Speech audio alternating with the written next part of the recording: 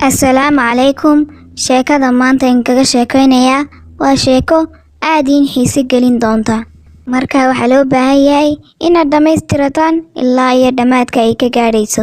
Waxaana idinku codsan lahaa inaad dhammaysataan. Namasha haddaba in kaga sheekeeye sheekadaydu waxay ku saabsan tahay.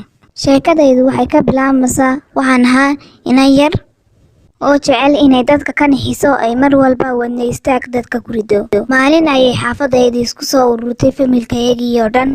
Waxayna ku soo urureen guriga ayeeyo wayna ku wada sheekaysanayeen. Ani iyo inatu adeera dhalayna waxaanu ka sheekaysananay sheeko.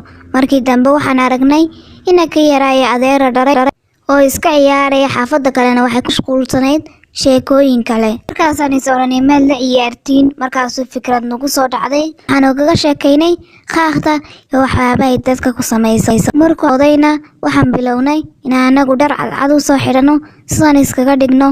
Markuu qolka saa u soo galay aan maqalnay inuu soo dhex istaagay ayaa intaan ku soo baxnay labadeydii ayaan ku qaylinay. Markuuna arkay wuu suuxay. Annagana wadnahaana istaagay oo in badan ayaan soo oranay toosiye. Laakiin markii dambe adeeraan u soo sheegay inuu inagiisu suuxay. Adeerana uu ku soo cararay wuxuu yidhi inakayga maxaa ku dhacay maxaasan u galay. Annaguna waan isqarinay.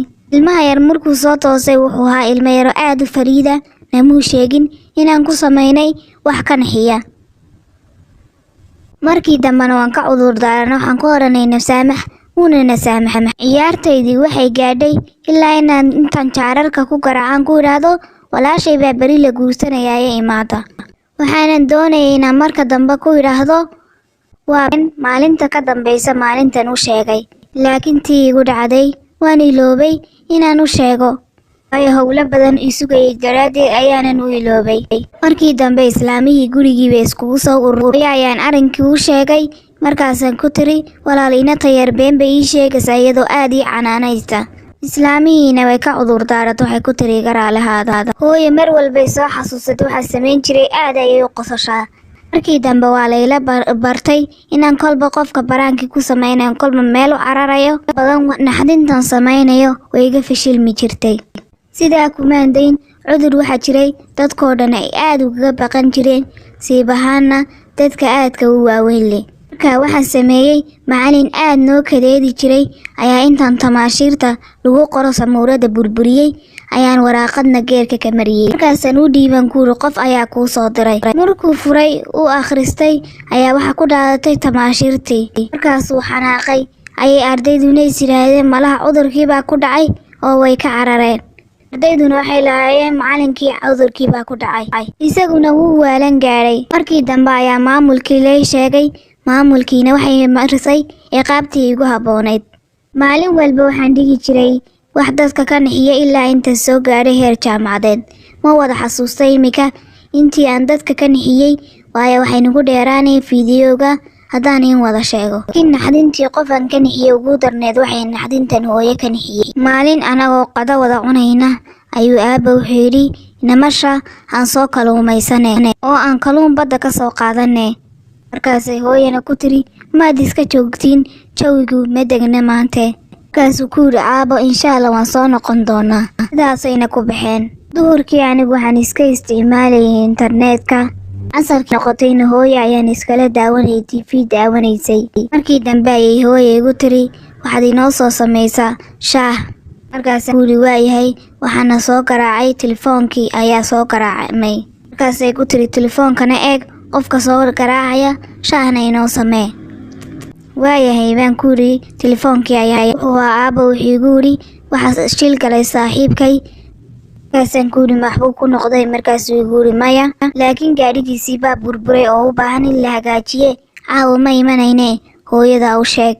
Gaadhigiisa isagaba wuxuu igu yidhi jajab ayaa soo gaadhay sidaa daraaddeed waan ku degdegayaaye hooyada u sheeg.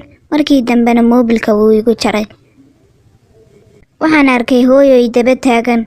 Markaasay igu tiri maxaad la lahayd Allahu Akbar. Markaasaan ku yidhi hooyo waxa dhacay maad ogtahay anoo ka faa'iidaysanay oo ka naxiis leh waxa dhintay baan ku yidhi aabbo shil galay. Iyaduna way rumaysatay waayo waxay maqlaysay Allahu Akbar. Way naxday hooyadoo run moodaysa waxaan u sheegayo ayay aad intay u oyday ayay markii dambena dhulka ku dhacday. Markaan arkay iyadoo dhulka ku dhacday ayaa waxaan soo dalbaday ambalaas. Ambalaaskii ayaa dhakhtarka keenay. Markaasaan ku yidhi dhakhtarkii, dhakhtar maxaa lagu sheegay, maxaa ay ku suuxday? Markaasuu igu yidhi halay keenay shaybaadhada. Markaasaan sheegay shaybaadhadii ay neersinkii u teentay.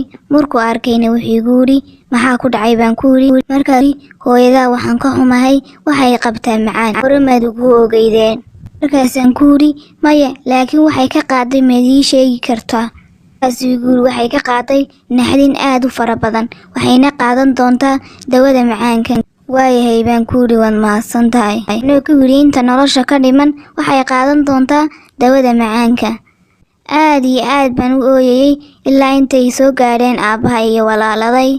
Markay arkeen ayay yidhaahdeen iyadoo caafimaad qabta ayaan kaga tagnay, maxaa sidan u galay? Markaasaan been sheegan ku yidhi anigoo is ag fadhina ayay suuxday, ma garanaya wax ku dhacay. Laakiin aabbana wuxuu yidhi ilaahay ay noo caafiyo. Baryo kadib waxaa la keenay guriga. Hooyo waxay ahayd mid aad u daalan, aniguna waxaan ka cabsoonayay inay sheeshe. Markaasuu ku yidhi aabbo, yaasan kuu galay? Aniguna aad ayaan u murugsanaa. Markaasuu ku yidhi maxaa kugu dhacay? Adigoo aad u caafimaad ah ayaan kaa tegay. Markaasay ku tiri hooyana anigoo TV-ga daawanaya ayuunbaan suuxay, waxaanan is halay anigoo dhakhtarka yaala. Markaasaan arkay inay hooyaday ii xilqarisay. Markaasaan u soo dhowaaday ayaan is tiri malaa hooyo madaxa wax kasi noqdeen sawdigii adigu baraankii ku samaynayay. Markii dambe waan u soo dhawaado waxaan ku yidhi hooyay cafi.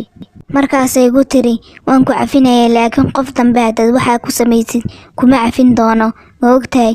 Markaasaan ooyay. Maalintaa wixii ka dambeeyey qof wax xun kumaan dhigin, baraankina kumaan dhigi jirin. Waxaanan ugala ballan qaaday inaanan qof dambe waxaa ku samaynayn.